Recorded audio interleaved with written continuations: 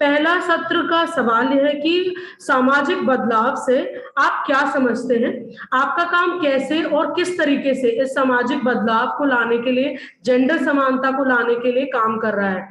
तो इसके लिए मैं सबसे पहले कल्पना जी को बुलाना चाहूंगी। कल्पना जी उत्तर प्रदेश के महोबा में संस्था है ग्रामोन्नति, वहां पर बतौर प्रोग्राम कोऑर्डिनेटर काम करती हैं। इनकी संस्था की स्थापना 1983 में हुई थी।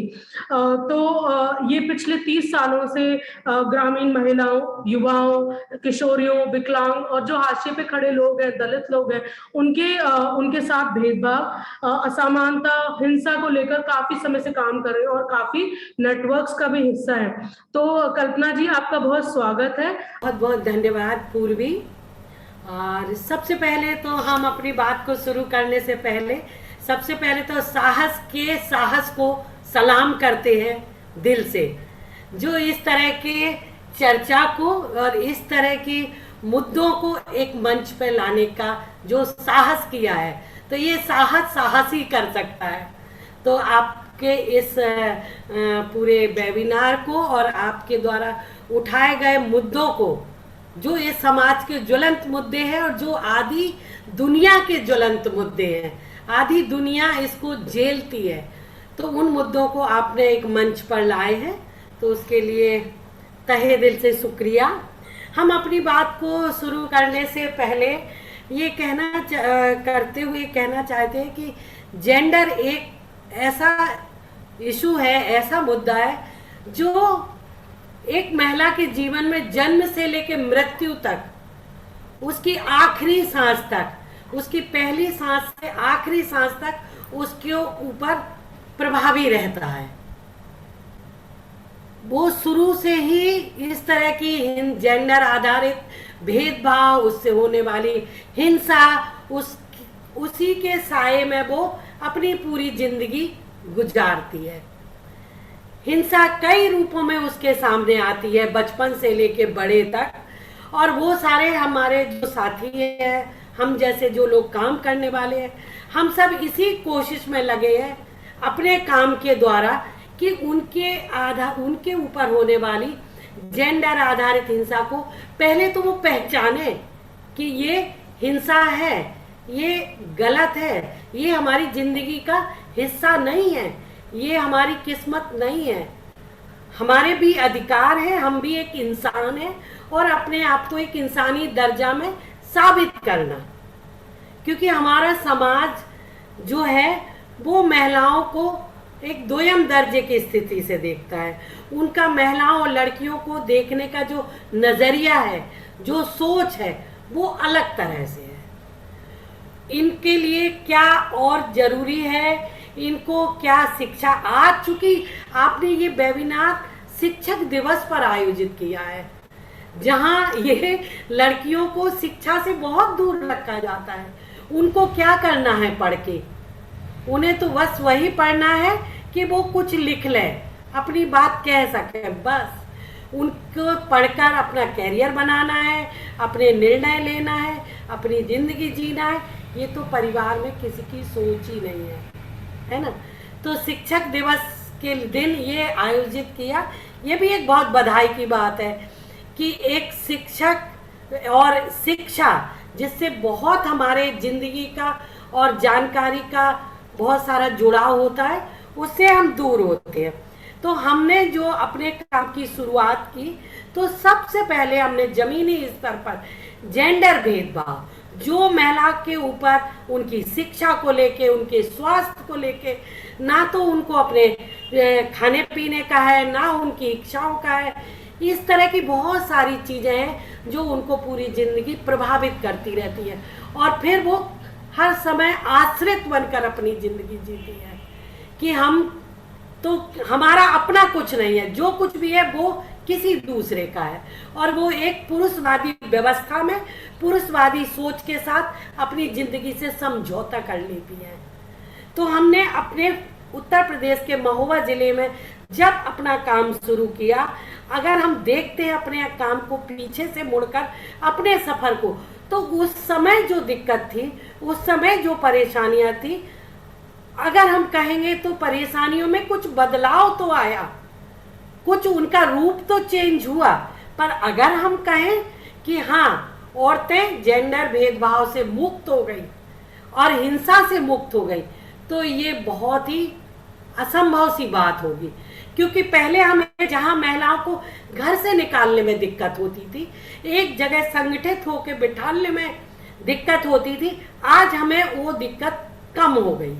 महिलाएं बाहर निकलने लगी हैं, महिलाएं संगठित होकर बैठने लगी हैं, महिलाएं और लड़कियां सोचने लगी हैं कि ये जो हिंसा है, ये जो गैर बराबरी है, हमें इसको दूर करना है, ये हमारी जिंदगी का हिस्सा नहीं है। पर उनके साथ हमें तरीके ढूंढना पड़ेंगे, उनके साथ हमें उनके अधिकारों की पहचान कराना पड़ेगी कि किस अधिकार के लिए हमें अपने घर के लोगों से, अपनी पुरुषवादी सोच के लोगों के साथ लड़ाई लड़ना पड़ेगी। तो अभी हमारे काम के तरीके और काम के सोच में बदलाव आया है, और उसके लिए हमने हमेशा वही काम किए जो काम महिलाएं घर से बाहर करें। जैसे एक एग्जाम्पल हम दें कि जब 90 से हमने अपना काम शुरू करा, तो हम जब जेंडर पे काम कर रहे थे, तो हमने देखा कि भेदभाव को लेके सबसे पहला किस पर है, तो सबसे पहला असर हमने देखा इनके स्वास्थ्य पर है। जो बचा खा लिया, नहीं बचा सो जाओ। तो जब आप स्वस्थ नहीं रहेंगे, आप अपने शरीर पर ध्यान नहीं देंगे, तो इस पितृसत्तात्मक समाज में हमारे लिए कौन है, हमसे कौन कहेगा। जहां तो लोग सिर्फ घर के अंदर खाना खाने, आराम करने आते हैं, वो किसी का दुख सुख बांटने नहीं आते हैं। तो हमें सबसे पहले अपनी पहचान, अपने आप अपने लिए कदम उठाना होगा। उसके बाद जो हमारी दूसरी कदम था हमारा, कि महिलाओं को सशक्त बनाना है। सशक्त बनाने के लिए उनको सक्षम बनाना है और समाज से उनकी पहचान कराना है। तो हमने एक आपको उदाहरण दें, 94-95 में हैंडपंप मैकेनिक का काम शुरू किया, क्योंकि हमें लगा कि महिलाओं को टेक्निकल कामों से बहुत दूर किया जाता है। अगर महिलाओं को कुछ शिक्षा देना है तो उनको सिलाई या कुछ घरेलू काम, हमें लगा हम ये काम नहीं करेंगे, क्योंकि ये काम का जो अनुभव हम देख रहे थे, महिलाओं के ऊपर और दोहरे काम की जिम्मेदारी थी। वो घर के अंदर घर का काम के अलावा थोड़ा पैसा कमाने वाली हो गई थी, और आदमियों को पैसे से भी सहयोग करने लगी थी। उनकी अपनी जिंदगी में कोई बदलाव नहीं आया था। इसलिए हमने उनको हैंडपंप रिपेयरिंग का काम का ट्रेनिंग दिया और टेक्निकल कामों से जोड़ा, और उसके लिए बहुत सारी चुनौतियों का सामना किया। चुनौतियों का सामना करते हुए आज भी हमारे पास हैंडपंप महिला मैकेनिक है जो पंचायत से जुड़ी है, और उनकी जिले में और स्टेट लेवल पर पहचान बना पाए हम।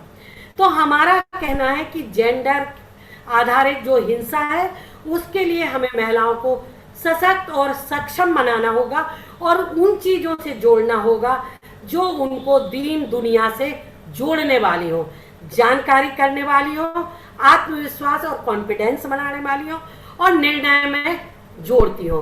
वो ये कह सके नहीं हम ये करते हैं, और चैलेंज कर सके समाज। मैं सुनीता जी को बुलाना चाहूंगी, जो हमारी दूसरी स्पीकर है। वो झारखंड के रांची से हैं, और पिछले 15 सालों से वो युवाओं, लड़कियों, किशोरियों के साथ, महिलाओं के साथ ट्रैफिकिंग, जेंडर असमानता, यौनिकता के मुद्दे पर काम कर रही हैं। और फिलहाल वो युवा शक्ति के स्टेट हेड है उत्तर प्रदेश में। तो बहुत स्वागत है सुनीता जी। धन्यवाद पूर्वी। और जैसा भी कल्पना दी ने इतनी सी चीजें जोड़ी है, और सच में ये बहुत बड़ा मंच होता है जब हम औरतों के बारे में बात करते हैं, और खास करके अभी भी हम जिस सदी में जी रहे हैं जहाँ पे हम अभी भी मंच का तलाश कर रहे हैं। और ये बहुत साहस को एक्चुअली बहुत बहुत धन्यवाद हम सब लोगों की ओर से हम देना चाहते हैं कि एक काफी दिनों के बाद ऐसा एक मंच मिला है जहाँ पे हम लोग अपनी बातें रख पा रहे हैं, और आज के दिन में ये बात रख पा रहे हैं।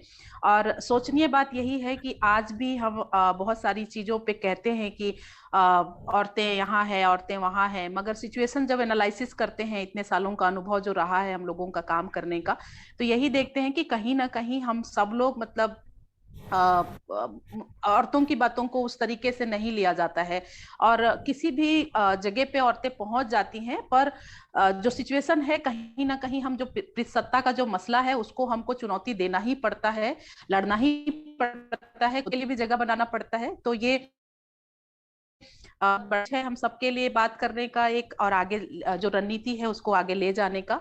तो एक बार सबको बहुत बहुत नमस्कार बोलेंगे और साहस को धन्यवाद बोलेंगे। और मेरा जो काम करने का अनुभव है वो यही रहा है कि कुछ जो चीजें देखा है अभी तक में कि फैमिली एक तो सिचुएशन है महिलाओं को आगे जाने देने का और नहीं जाने देने का, जो थोड़ा सा उपकार के रूप में मिलता है हम लोगों को कि तुम्हें तुम्हें हमने ये सीखने का अवसर दिया, तुम्हें हमने ये पढ़ने का अवसर दिया, तुम्हें हमने ये करने का अवसर दिया। तो ये जो अवसर बोलते हैं कि आपको दिया है, ये इस अवसर को हम लेते हैं और हम उसको अपने ऊपर ऋण मानते हैं, अपने पूरे फैमिली का, अपने समाज का और अपने कम्युनिटी का, कि उन्होंने हमें ये अवसर दिया।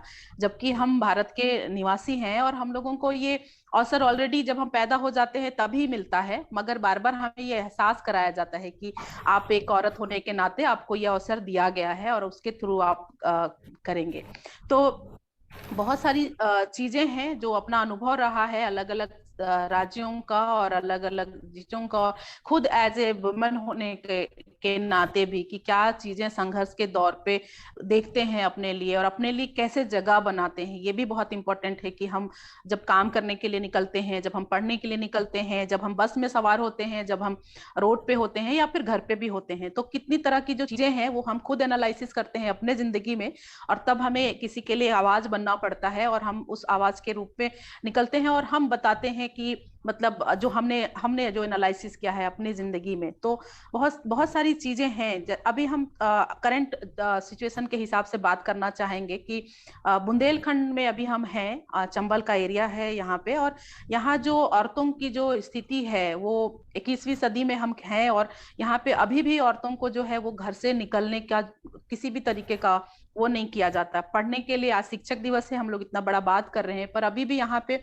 लड़कियों का स्कूल में एडमिशन जरूर होता है, क्योंकि उनको शादी के लिए पढ़ाना है 8 क्लास तक, 6 क्लास तक, 4 क्लास तक, मगर स्कूल में एडमिशन के बाद उनको बहुत कम स्कूल जाने का मौका मिलता है, उनको स्कूल नहीं जाने देते हैं, क्योंकि सेफ्टी बोलते हैं कि सेफ्टी पॉइंट ऑफ व्यू से अच्छा नहीं है और लड़कियों का घर से निकलना बढ़िया नहीं है, तो लड़कियों को नहीं निकलने देना।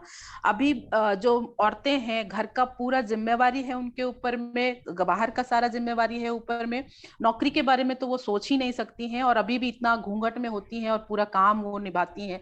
तो मुझे समझ में नहीं आता है कि हम जिस तरीके से हम लोग जो बातचीत करते हैं और दुनिया को देखने का एक नजरिया है, और एक तरफ ये भी चीजें हैं जो हकीकत है जिसको हम इग्नोर नहीं कर सकते, जिनको बिल्कुल भी अभी हम पिछले 1 साल से बुंदेलखंड में हैं, और यहाँ पे जब हम शुरुआती दौर में आए थे तो काफी चीजें अलग अलग निकल के आ रही थी। मेरे पास चैलेंजेस ये था कि औरतों को कैसे जोड़े, लड़कियों को कैसे जोड़े, और तब जब बहुओं को तो घर से नहीं निकलने देते, बेटियां तो फिर भी थोड़ी बहुत बाहर निकल जाती हैं और उनका वो घूंघट का जो प्रथा है वो हमेशा बरकरार रहना है। तो हमने उन्हीं चीजों को इस्तेमाल किया है, इस्तेमाल इन द सेंस की रणनीति के तौर पे लिया है कि ठीक है आप घूंघट में ही रहिए, जिस दिन आपको लगेगा कि ये घूंघट आपके लिए भारी पड़ेगा आप खुद ब खुद वो घूंघट फेंक देंगी, वो दुपट्टा हटा देंगी, वो चीजें कर देंगी। हम अभी आपको किसी को नहीं कहते कि आप घूंघट मत करो, मेरे मीटिंग में यहाँ पे बैठने से पहले घूंघट मत करो, आप जैसे हो वैसे ही आओ, पर आओ जरूर। तो अभी 50 लड़कियां स्टार्टिंग में जुड़ी थी, 50 लड़कियां जुड़ी थी जिसमें औरतें भी थी, महिलाएं भी थी, और हाँ 18 से 29 साल के एज ग्रुप के साथ में हम काम कर रहे थे यहाँ पे। तो वो सभी लोग आ रहे हैं, और 22 साल 18 साल में तो शादी होना स्वाभाविक सी बात है। जो सिचुएशन है वो बहुत क्रिटिकल है और हम सब लोगों को एकजुट होने का जरूरत है, और महिलाओं के मुद्दों पे ऐसे हर एक बार एक इस तरीके के आयोजन होने चाहिए जहाँ पे बात रखना चाहिए। और ग्रास रूट का सिचुएशन या शहर का जो सिचुएशन है वो बहुत अलग होता है, बहुत तरीकों में अलग होता है। आज भी औरतों को, लड़कियों को मैंने ये गौर किया कि पढ़ाई से लेके या फिर पैर में खड़ा होने वाला जो बात बोलते हैं उसको लेकर के बहुत कॉम्प्लिकेशंस है। मतलब शादी बहुत सेफ पॉइंट देखा जाता है, और बिल्कुल मैरिज घर आपको मिल जाएंगे पर लड़कियों के लिए स्कूल नहीं मिलते हैं। तो शादी करना एक मकसद टाइप हो गया है जिंदगी का लड़कियों के लिए, कि कैसे जैसे जैसे जितनी जल्दी हो सके उनको विदा कर दो, उनको दे दो और फिर उसके बाद का वो जो सिचुएशन है वो खुद हैंडल करे, मतलब वो उसके बाद ना इसका ये वाला घर है ना उसका वो वाला घर है, कोई भी घर उसका अपना नहीं है जहाँ पे वो अपनी बातें रख सके। यहाँ भी यही सिखाया जाता है कि आपको बोलना नहीं है, आपको हंसना नहीं है, आप जोर से नहीं बोल सकते, आप आवाज उठा नहीं सकते। और जब ससुराल चले जाते हो तो भी वहां पे सेम सिचुएशन है। अभी भी लड़कियों को voting ID card, voter ID card नहीं बनाया जाता है कि क्योंकि दो जगह पे बनाना पड़ेगा। अगर हम इधर मायके में बनाते हैं तो मायके में बनाने के बाद फिर जाके ससुराल में बनाना पड़ेगा। तो ये बहुत कॉम्प्लिकेशन है। एक तो हम लोकतंत्र में हैं और सबको वोट देने का अधिकार है, जबकि वोटिंग हम कर ही नहीं सकते क्योंकि लड़कियों के पास में वोटर आईडी कार्ड नहीं है। तो अभी लगभग इस बार पंचायत चुनाव हुए हैं बुंदेलखंड में, और 43% लड़कियों का वोटर आईडी कार्ड बना था, जिसमें से 40% लड़कियों ने वोट दिया है पहली दफा अपने लाइफ में। जो 22-23 साल की लड़कियां हैं वो 3-4 साल उन्होंने गंवा दिए थे जब उन्होंने वोट नहीं किया था। तो इस तरीके से बारीक चीजों पे काम करने का जरूरत है। और उनको हमेशा से लीडरशिप लेने के लिए जो बात करते हैं कि उनको एक नेतृत्व देने का जरूरत है, वो पूरा घर के नेता ही होती हैं, वो सब चीज डिसीजन मेकर होती हैं, हर एक चीज करती हैं, पर हर बार उनको यही बोल के बैठा दिया जाता है कि तुम्हें कुछ नहीं आता है। तो ये मोटिवेशन उनको हमेशा देते रहना बहुत जरूरी है कि आप सब कुछ कर सकते हैं और आप में वो कैपेसिटी है, आप में वो क्षमता है, आप बिल्कुल कर सकते हैं। और चीजें किस तरीके से है, हम बस इसमें इतना और जोड़ना चाहते हैं कि जब भी उनको एक मंच देने का जो कोशिश होता है उसमें ये कि उनके, जैसे कल्पना दीदी अभी बोल रही थी कि उनके उनके पसंद को कभी समझ नहीं आते लोगों को यही लगता है कि उनको ब्यूटी पार्लर सिखा दो, सिलाई करा दो और इन सब चीजों को कर दो, और ताकि वो कर दे। वो क्या चाहती है, वो कभी भी नहीं सोचा जाता। तो एक घर में रखने का जो, बंद करके रखने का जो तरीका है, मुझे भी यही लगता है कि सिलाई कढ़ाई बुनाई जो है वो कैद करने का एक और तरीका है, जिसमें कि लड़कियों को बाहर निकलने का कोई अवसर नहीं देते हैं। हम क्यों नहीं उनको ट्रक ट्रक चलाने के लिए सिखा सकते, हम कोई और दूसरे काम के लिए क्यों नहीं बोल सकते कि आप ये करो और ये आपके लिए। इतने सारी कंप्यूटर के ट्रेनिंग भी बोलते हैं कि कंप्यूटर करो और घर में सेफ रहो। मतलब किससे सुरक्षित रहना है हमको, सबसे बड़ा सवाल तो ये भी है कि जब भी हम कहते हैं कि घर से मत निकलो, सुरक्षित रहो, तो ये असुरक्षा किसके लिए है? अगर ये दुनिया मर्दों के लिए जितना है वो ये दुनिया औरतों के लिए भी उतना ही है, मगर हमें अभी भी वो डर बना रहता है। हम लोग इतना ट्रैवल करते हैं, पहले कभी डर नहीं होता था, पर अब इतना डर सा माहौल हो गया है कि खुद में डर लगने लगा है कि 9 बजे तक सच में घर आ जाना चाहिए। क्योंकि कैसे कैसे जज करते हैं ये तो सबको पता है कि हर तरीके से कैसे हमारा कैरेक्टर जज किया जाता है। हम कहीं बोले तो हंसते हैं, तो किसी के साथ जाएं तो किसी के साथ ना जाएं, तो कहीं से भी मतलब ये नहीं लगता है कि हम कितना सेफ हैं। और तब जब बिल्कुल भी औरतों के बारे में बात नहीं किया जाता, तब जब कहीं पे कोई स्कूल में पढ़ाया नहीं जाता किसी तरीके का स्टोरी, किसी तरीके का सक्सेस स्टोरी या किसी तरीके की भी महिलाओं के मुद्दों को लेकर के, हर एक बात में दबाने का जो प्रयास है कि हम एक उफनती हुई नदी हैं और हमें हमेशा एक बांध बनाया जाता है। तो मुझे लगता है कि हम एक नदी हैं और हमें बहने का अवसर दीजिए, हमें हर लड़कियों को बहने का अवसर दीजिए। लड़कियां बहुत आगे तक जाएंगी और समुद्र वो खुद बना लेंगी कि उन्हें किस समुद्र में मिलना है। अब हम अपने तीसरे स्पीकर के पास जाते हैं। असम से सैयदा नूर अस्मा अहमद हैं और ये यूनिसेफ की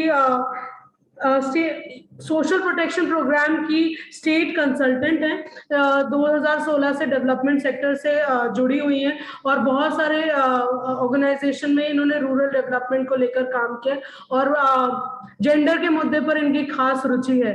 तो सईदा, मैं तुम्हें इनवाइट करती हूँ। आप जेंडर समानता कैसे देखते हैं और आपका काम कैसे जेंडर समानता को लाने के लिए मदद कर रहा है, उस पर आप अपनी बात हमारे सबके साथ शेयर कर सकते हैं।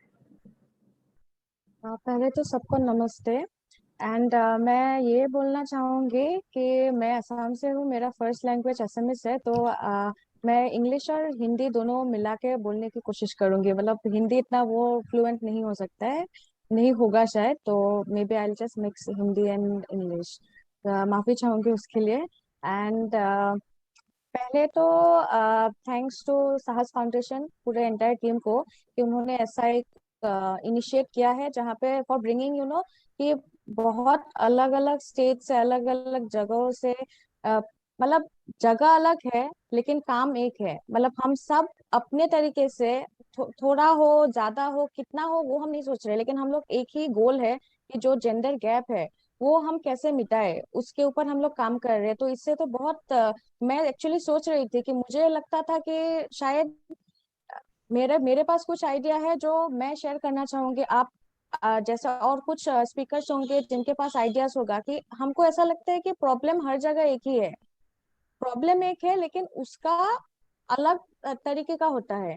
तो उसका हम पर्सपेक्टिव अलग बना के हम कैसे उनको हैंडल करें। और सबसे ज्यादा इम्पोर्टेंट बात यह है कि कभी ऐसा लगता है कि हम खुद इसमें काम कर रहे हैं तो हम बहुत डिमोटिवेट हो जाते हैं, कि लगता है कि ये सिर्फ मेरे साथ ही हो रहा है, कि हम क्यों नहीं चेंज कर पा रहे हैं, क्यों नहीं रहा है।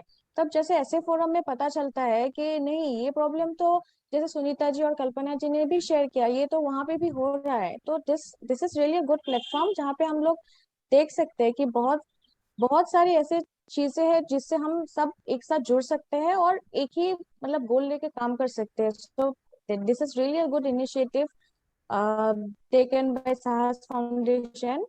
एंड जो अभी क्वेश्चन ये पूछा गया है रिलेटेड टू दैट, जैसे हम सोशल चेंज के बारे में बात करते हैं, तो सोशल चेंज एक ऐसा चेंज है जिसका मतलब हम लोग पेपर या फिगर्स में नहीं देख सकते हैं जनरली। जैसे आपने कुछ फाइनेंशियल चेंज बना दिया है, तो लास्ट ईयर फाइनेंशियल बजट हो या उसमें आपको फिगर्स दिखेंगे कि अच्छा इसमें ये था तो इसमें ये हो गया, ये चेंज आ गया है। बट सोशल चेंज अगर हम बोलेंगे, जैसे पहले स्पीकर्स ने भी बोला एडुकेशन का, तो मैं उसी को थोड़ा बोलना चाहूंगी कि एडुकेशन का हम चेंज अगर बोलेंगे, तो उसमें ऐसा नहीं है कि आपने 100 स्कूल्स बनवा दिया तो सोशल चेंज आ गया है। तो वो तो एक इंफ्रास्ट्रक्चरल चेंज हो गया कि इंफ्रास्ट्रक्चर नहीं था तो अभी आ गया। सोशल चेंज तो ऐसा है कि जो सिंपल जो एग्जांपल है कि एजुकेशन, वो 60 to 70 ईयर्स से लेके हम लोग स्ट्रगल कर रहे हैं। Even if you are talking just about India, हम सती प्रथा से लेके, जहाँ पे राजा राम मोहन रॉय जी, वहां से लेके यहाँ तक हम आए हैं जहाँ वो बंद किया। फिर there have been a lot of struggles related to the education of girls। तो वहां से हमको थोड़ा डिफरेंस क्या अभी देखने को मिला है, वो सिर्फ है कि बच्चियां अभी स्कूल जाने लगी है। बट कितने परसेंट, वो देखना पड़ेगा हमको। और क्यों जा रहे हैं? इज इट बिकॉज कि वो खुद अपने लिए कुछ काम करना चाहते हैं, फाइनेंशियली इंडिपेंडेंट होना चाहते हैं, या ज्यादा से ज्यादा ये सुनने को मिलता है कि तुम अपना ग्रेजुएशन कंप्लीट कर लो ताकि तुमको एक इंजीनियर मिले या डॉक्टर मिले, you will be, if you complete your graduation you will be eligible for to marry a engineer.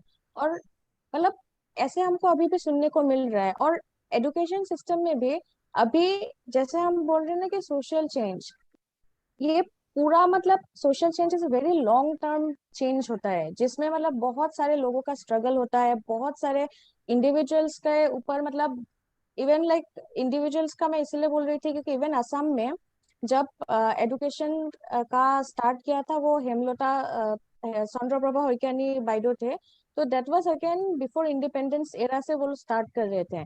तो उनको उस टाइम में ऐसे बोलते हैं ना कि ये तो कलंक है समाज के, तो क्या स्कूल जाने की जिद पकड़ के रखा है, कॉलेज तो आप छोड़ ही दो। तो वहां से लेके अभी तक कि उन्होंने कुछ अपने लाइफ में सेक्रीफाइस किया।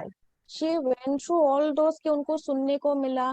नॉट ओनली कि वो जब स्कूल में जा रहे थे कि अपने पड़ोसी से, अपने फ्रेंड से, अपने भाइयों से, अपने फैमिली से, सबसे लड़ाई करना पड़ा। और वही लड़ाई हम ये नहीं बोल सकते कि आज खत्म हुआ है। हाँ, स्कूल्स तो स्टार्ट हो गए हैं। मैं और मेरी कुछ फ्रेंड्स है कि हमने पढ़ाई तो कंप्लीट कर लिया है, बट क्या वो स्ट्रगल अभी भी मतलब खत्म हो गया है? कि मैं अभी जब कॉलेज गई या यूनिवर्सिटी में मतलब पढ़ के आई हूँ, क्या मैं आज वो बात नहीं सुन रही हूँ?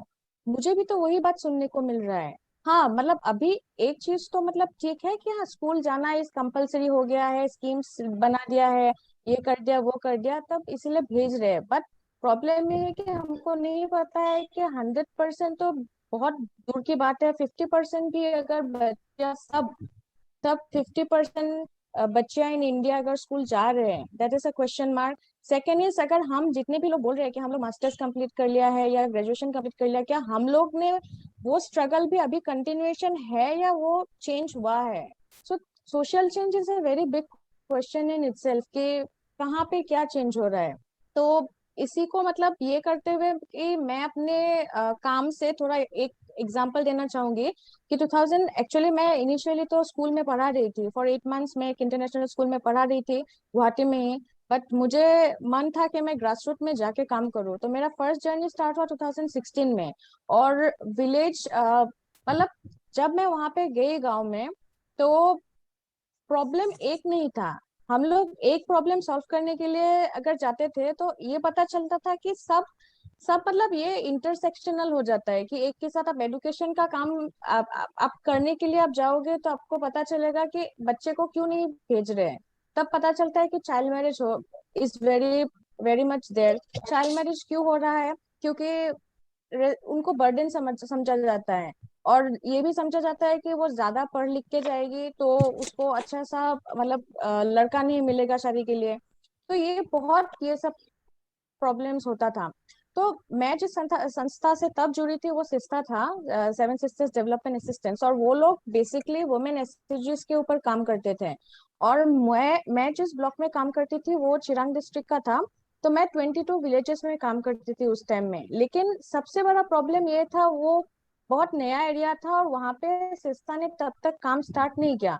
तो मैं वहां पे गई थी, तो सबसे बड़ी बात तो उनको लोग सुनने को राजी नहीं थे। महिला है तो क्यों चाहिए उन लोगों को? Because SHG is a platform जहाँ पे आप नॉट ओनली फाइनेंशियल असिस्टेंस के बारे में आप बात करोगे, but also related to various social protection schemes वगैरह सब आप बात कर सकते हैं। बट सबसे इम्पोर्टेंट बात ये था कि प्रॉब्लम ये नहीं था कि उसमें मतलब सबसे बड़ा प्रॉब्लम ये था कि उन लोगों को पता ही नहीं है कि वो प्रॉब्लम है। It was just a way of life. वो तो एवरीडे जो जो हो रहा है उनको लगता है कि वही जीवन है, वही एक पार्ट है।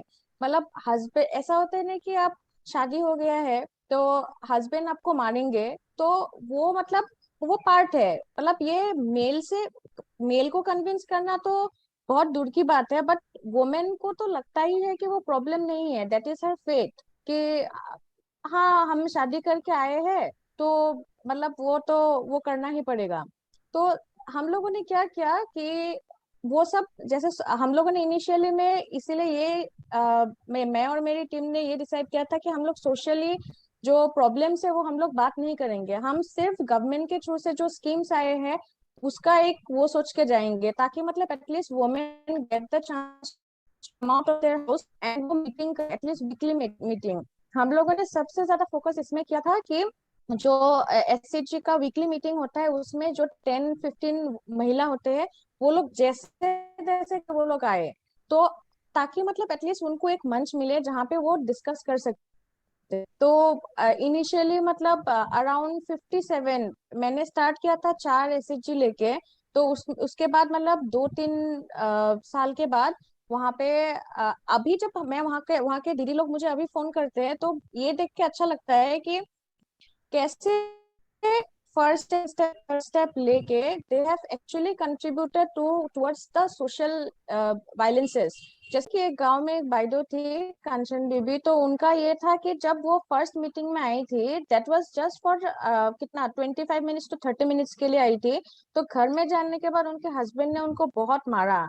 This was like very normal कि उनको जाने के बाद जो डोमेस्टिक वायलेंस या फिजिकल अब्यूज होता है वो वेरी नॉर्मल था। बट नाउ वो ऐसी एक पोजीशन में है कि गांव में अभी थ्रू ऑर्गेनाइजेशन और जितने डोमेस्टिक केस होता है she looks after that and she makes it very sure कि वहाँ इस टाइप का कोई भी वुमेन कोई भी महिला इस डोमेस्टिक वायलेंस जैसे किसी भी वायलेंस का विक्टिम ना बने। And through the village organisation. और ऐसा नहीं है कि सिर्फ वो अकेली कर रही है। Now she is like she is so much into empowering not just herself but also the women of her community कि she is working with SRLM, she is working with different organizations at the grassroots level. So this is difference like जो एक teen that happened during 3 to 4 years और बहुत बाकी है। but then social change मैं यही मानूंगी कि जो महिला एक टाइम में हस्बैंड से मार खाती थी वो अभी she is able to stand for herself to fight against domestic violence, not just with her family her in laws but also जो अपने गांव में हो रही है उससे। हमारी चौथी जो स्पीकर है वो जर्नलिस्ट है, इंडिपेंडेंट जर्नलिस्ट है। पिछले 10 सालों से वो ग्रामीण क्षेत्रों के जो बहुत जरूरी मुद्दे हैं, जिसे हम असली मीडिया, जो हमारी जो बड़ी मीडिया है, मेन स्ट्रीम मीडिया है, जो इतना आतंक फैलाती है, वो नहीं, वो जन सरोकार के मुद्दे दिखा पा रही है। नीतू वो मुद्दे दिखा रही है। और सबसे जरूरी बात यह है कि उन्होंने इसी साल शेड्स ऑफ रूरल इंडिया करके अपना खुद की एक मुहिम शुरू करी है, ऑर्गेनाइजेशन शुरू करी है, और वो अकेले ही इतना बड़ा बीड़ा उठा रही है। तो मैं आपका स्वागत करती हूँ नीतू, और हमारे लिए बहुत रिफ्लेक्टिव होगा कि अगर आप अपने एक्सपीरियंसेस सोशल चेंज के बारे में बता पाए, और कैसे बीइंग अ जर्नलिस्ट आप इसे एक्सप्लोर कर रही हैं।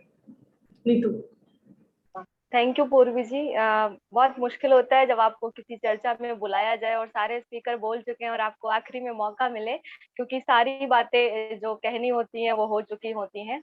तो बस इस चर्चा को हम एक दूसरी दिशा में ले जाना चाहते हैं। अगर आप सामाजिक बदलाव की बात करते हैं जेंडर आधारित, तो देश में जो जेंडर आधारित मुश्किलें हैं वो किसी से छिपी नहीं है, हमारे बाकी के स्पीकर ने भी बताया है। पर अगर मैं अपने नजरिए से सामाजिक जेंडर आधारित चेंज को देख पा रही हूँ, तो आप यही चेंज देखिए कि मैं खुद से जोड़ कनेक्ट कर पाऊं, अगर कि मैं एक बहुत ही हम कह सकते हैं पिछड़े गांव की रहने वाली लड़की हूँ, और आज अगर मैं यहाँ तक पहुंच पाई हूँ और मुझ में इतनी अगर हिम्मत आ पाई है कि मैं इंडिपेंडेंटली एक ऐसा काम शुरू कर पा रही हूँ जिससे कि हमें लगता है कि जिस क्षेत्र से या जिस जिले से या जिस प्रदेश में हम रहते हैं वहां पे लड़कियों का जर्नलिस्ट बनना, और जर्नलिस्ट बन के देश के अलग अलग राज्यों में, खासकर उन एरिया में अकेले रिपोर्टिंग जाके करना जहाँ पे लोगों के लिए पहुंचना आज भी वहां के स्थानीय लोगों के लिए चुनौती हो, तो आप इसे एक बदलाव के तौर पे देख सकते हैं। ये एक सोशल चेंज है। और जब हम जेंडर आधारित बात करते हैं तो हम ये ऐसा चेंज है जो आपको बहुत स्लो दिखता है। आप उदाहरण ले लीजिए कि अगर आप फोन चलाएं, सुबह फोन चलाने बैठते हैं तो पूरा दिन आपका निकल जाएगा, आपको पता नहीं चलेगा कि आपका टाइम कैसे लगा। पूरा दिन के बाद आप पता चला टाइम वर्ष लगते हैं, तब आप चेंज देख पाते हैं कि कैसे हम चेंज देख रहे हैं। हम अभी इन 5 मिनट में उन कहानियों को साझा करेंगे हमने रिपोर्टिंग के दौरान की हैं। मुश्किलों से इतर हमने ज्यादा उन कहानियों को कवर किया है जिन कहानियों में महिलाओं और लड़कियों को हमेशा से ध्यान मिले और उनको लगे कि वो जो काम कर रही हैं वो बिल्कुल लीक से हट के काम कर रही हैं। क्योंकि मैंने अपने जीवन में या मैंने अपने यहाँ तक के पहुंचने के करियर में अभी तक जितने भी अचीवमेंट हासिल किए हैं या जितने भी काम किए हैं, लोग मुझसे कहते हैं कि आप अच्छा कर रही हैं, तो मुझे लगता है शायद मैं अच्छा कर रही हूँ, पर इसे मैं एक प्रक्रिया मानती हूँ, क्योंकि मुझे नहीं पता है कि ये एक चेंज की प्रक्रिया हो सकती है, ये एक बदलाव की प्रक्रिया हो सकती है। आप अपने नजरिए से देखते हैं तो आपको लगता है कि एक बदलाव है। उसी तरह से अगर हम महिलाओं की बात करें, वो एक धरने से चल रही होती है, परस होती है, वो हमें तेज धीमे चलना, तेज मत बोलना, जोर से मत हंसना, इन शब्दों के साथ की जाती है। पर अगर आप भारत के अलग अलग हिस्सों में नजर डालेंगे, कई बार मुझे ऐसा भी महसूस होता है कि जो भी संस्थाएं काम करती हैं जेंडर आधारित, कई बार हम खुद भी बहुत ज्यादा शायद बायस्ड हमें लगता है होते हैं। हमें लगता है कि महिलाएं ही क्या कहते हैं, सिलाई कढ़ाई पार्लर का अगर काम करेंगी तो वो एम्पावर नहीं है या वो घर में रखते हैं। देखेंगे तो ये वो अपने शौक से करती हैं। अगर मैं एक जर्नलिस्ट होके सिलाई का काम करती हूँ तो आपसे अच्छा मानेंगे। अच्छा, आप एक मुखर पत्रकार हैं पर आप सिलाई का काम कर रही हैं, आपका शौक है। पर अगर एक गांव की महिला सिलाई का काम करती है तो फिर हम उसे घर रखने से लेके कैसे देख सकते हैं। उसके 2 तरीके जो मैंने अनुभव किए। पहला तो ये कि हमारी जो परवरिश होती है या हम जिस माहौल में रह रहे होते हैं, हमें पता होता है कि इसके लिए चुनना काफी आसानी है कंपेयर टू ये कि हम करे जाके। तो मुझे लगता है कि अगर एक महिला सिलाई करके अपने बच्चों को उस अलग एक स्तर पे लेके जाती है तो ये भी एक चेंज है। क्योंकि जो महिला सिलाई कर रही होती है वो कभी ये नहीं चाहती है कि उसकी बेटी सिलाई करे, तो बेटी किसी और प्रोफेशन में कोई। एक महिला जो सिलाई कर रही होती है उसका आप अगर बदलाव या उसका चेंज आप देखेंगे तो आप एक बड़े स्तर पे देख पाएंगे। हमने अभी तक जो कहानियां की हैं, अगर हम यूपी की बात, यूपी जैसे कि कल्पना मैम बता रही थी स्टार्टिंग में कि उन्होंने कई सारे जो महिलाएं नल बना रही हैं। मैं पहली बार चित्रकूट थी, मैंने एक ऐसी महिला की स्टोरी कवर की थी। यकीन मानिए जब हम कोई स्टोरी करते हैं तो हर एक कहानी से हम खुद को जोड़ते हैं और हम देख पाते हैं कि एक महिला जो नल मैकेनिक काम शुरू करती है, उसने शायद नाम इसलिए शुरू नहीं किया था कि ये सोच रही है, बल्कि उसने नल मैकेनिक का काम इसलिए शुरू किया था क्योंकि उसका उसमें इंटरेस्ट था, खुशी थी। तो देखा देखी जब एक महिला बाहर निकलती है, ये हमारे समुदाय का एक चेंज आप देखेंगे। जब भी महिलाएं एक दूसरे को जो करते हुआ देखती हैं, वो महिलाएं जरूर करती हैं। उनको लगता है अगर श्रीकल्या देवी नल मैकेनिक बना के 20 सालों में एक क्षेत्र में अच्छी पहचान बना सकती हैं और घर का चला सकती हैं, तो हम भी ये काम शुरू कर सकते हैं। तो चित्रकूट और बुंदेलखंड क्षेत्र में मुझे लगता है ऐसी दर्जनों महिलाएं जो नल मैकेनिक का काम कर रही हैं। अगर हम मध्य प्रदेश की बात करें, वहां पे दर्जनों ऐसी लड़कियां और महिलाएं हैं जो पहले दूसरों के घरों में कामगार महिलाएं थी, झाड़ू पोछा लगाने का काम करती थी। एक संस्था की मदद से वो महिलाएं गाड़ी चलाती हैं। वो महिलाएं लड़कियों को गाड़ी चलाने की ट्रेनिंग देती हैं, क्योंकि कई बार हमारे घर के पुरुष ये प्रेफर नहीं करते हैं कि हमें कोई पुरुष आके गाड़ी सिखाए, तो महिलाओं की टीम है जो उनको गाड़ी सिखाती है। हमेशा महिला तौर पे देखते हैं, पर कोई महिला एक गैराज भी चला सकती है इंडिपेंडेंट होके। ये काम मैंने मध्य प्रदेश में देखा कि इंडिपेंडेंट होके गैराज चलाने का काम कर रही हैं। अगर बहुत खुशी मिलती है जब हम झारखंड के किसी गांव में बैठे होते हैं और मुझे पता चल रहा होता है कि वहां की कोई महिला एक एफपीओ कंपनी की मालिक बन गई है। जो महिला 12वीं रही है, उसको नहीं पता, उसको कभी भी आइडिया नहीं रहा होगा कि वो कभी किसी एक कंपनी की मालिक बन सकती है। तो महिलाओं को जब जरा सा मौका मिलता है, हम 17 समूह से जुड़ी और कितनी महिलाएं ऐसी हैं जो अभी एफपीओ चला रही हैं, कितनी महिलाएं इंडिपेंडेंट हो गए, कुछ ऐसे रोजगार शुरू गई हैं जो लीग से हटके हैं। बल्कि मुझे लगता है कि जब हम झारखंड की अगर बात करें, झारखंड में मुझे हर एक काम ऐसा लगता है जो महिलाएं करती हैं, वो सारे काम लीग से हटके लगते हैं। मैंने झारखंड में हजारों रानी मिस्त्री को देखा है जो शौचालय का काम करते हैं। मैंने हजारों देखा है जो काम करती है, जो गाँव जाके छोटे पशुओं का इलाज करती हैं। मैंने कई महिलाओं को देखा है जो बैठी बन के गाँव जाके गाँव के लोगों की मुश्किलों का आसान कर है। मैंने महिला की उन कहानी किया है जो नाव चला के डैम में मछली पकड़ने का काम करती हैं, बेचती हैं। अगर हम बुंदेलखंड की बात करें तो हमारे में बहुत किया जाता है, बहुत ज्यादा। आज बुंदेलखंड में ऐसा माना जाता है कि अगर वो गाँव के बड़ी ऊंची जाति के लोगों के सामने निकलेंगी तो उनको घूंघट करके चप्पल हाथ में लेके निकलना पड़ेगा। मैंने 2-3 साल पहले की स्टोरी कवर की थी कि कैसे घूंघट प्रथा से आजाद होने लगी हैं महिलाएं। तो अगर हम अपनी जो भी हमारे सामाजिक काम कर रहे हैं, अगर हम मेरा जो अपना काम है वो रिपोर्टिंग का है, तो मेरी हमेशा से कोशिश रहती है कि हम अपनी रिपोर्टिंग में उन कहानियों को कवर कर पाए, उन कहानियों को दिखा पाए जो जेंडर समानता को थोड़ा सा बढ़ावा देते हैं। क्योंकि अगर हम लगातार छापेंगे कि आज भी हमारे देश में घूंघट प्रथा है, आज भी हम मेंस्ट्रुएशन पे बात नहीं कर रहे हैं, आज भी हम बहुत मुश्किलों में जी रहे हैं, तो मुझे लगता है शायद लोगों को लगेगा हाँ ये तो ऐसा ही देश है, हम तो ऐसी ही मुश्किलों में रह रहे हैं। पर अगर हम थोड़ा सा पॉजिटिव कहानियां करेंगे, थोड़ा सा उन कहानियों को कवर करेंगे, और आज अच्छा प्लेटफॉर्म है कि बहुत सारे अलग अलग राज्यों के साथी हमारे साथ स्पीकर जुड़े हुए हैं। अगर आपको लगता है कि आपके क्षेत्र में भी इस तरह का काम हो रहा है तो आप हमें जरूर कनेक्ट करें, क्योंकि अभी जो हमने स्टेट्स ऑफ रूरल इंडिया शुरू किया है, इसकी कोशिश यही है कि हम ग्रामीण भारत को खुद बतौर जर्नलिस्ट से इतर नहीं समझ चाहिए कि देश का ग्रामीण भारत कैसा है, देश की जो ग्रामीण भारत की महिलाएं और लड़कियां, आज जो हमारा ट्राइबल्स कम्युनिटी है वो कैसे जी रहा है, उनकी मुश्किलें क्या है, परेशानी है। हमारा ज्यादातर फोकस ये रहता है कि वो क्या चीजें अच्छी कर रहे हैं, अब वो क्या ऐसा कर रहे हैं जो चेंज ला रहे हैं। तो ये मुझे काफी अच्छा लगता है। Thank you. हमारी आखिरी स्पीकर और 5वीं स्पीकर साहस की सह संस्थापक मोना यादव हैं। ये पिछले 10 साल से सामाजिक बदलाव के क्षेत्र में है और काफी साल से किशोर किशोरियों के साथ जेंडर यौनिकता और प्रजनन स्वास्थ्य को लेकर काम कर रही हैं। तो मोना, आपके हिसाब से सामाजिक बदलाव आप कैसे देखती हैं और आपका काम कैसे ये सामाजिक बदलाव लाने का काम कर रहा है, उस पर आप बात कर सकती हैं। बहुत धन्यवाद पूर्वी। क्या मेरी आवाज ठीक से आ रही है? हाँ, आ रही है। हेलो। हाँ, बहुत बहुत धन्यवाद। पहले तो सबकी बातें सुन के इतने सारे इम्पोर्टेंट इश्यूज एजुकेशन के बारे में काफी बातचीत कवर हो गई है, पर मैं उम्मीद करूंगी कि मैं भी कुछ नया इसमें जोड़ पाऊं। तो मैंने और पूर्वी ने साहस शुरुआत 2016 में की थी, और उस समय हमारा उद्देश्य और आज भी यही है कि हम ऐसे समाज की तरफ काम कर पाए जहां जेंडर आधारित हिंसा जड़ से खत्म हो पाए। जेंडर आधारित हिंसा को लड़ने के बहुत तरीके हैं,